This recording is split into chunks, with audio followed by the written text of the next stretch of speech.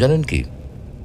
মহান আল্লাহ তাআলা ইরশাদ করেন, وَلَقَدْ صَرَّفْنَاهُ بَيْنَهُمْ لِيَذَّكَّرُوا فَأَبَى أَكْثَرُ النَّاسِ إِلَّا كُفُورًا।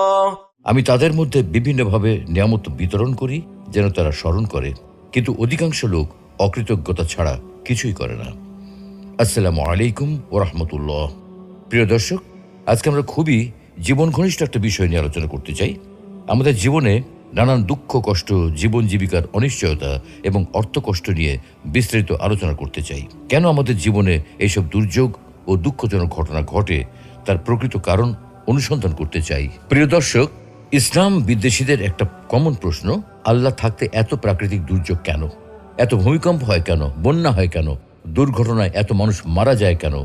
স্রষ্টা যদি থেকেই থাকেন, তবে তিনি কেন মানুষকে এত দুঃখ, কষ্ট ও বিপদ দেন? স্রষ্টা যদি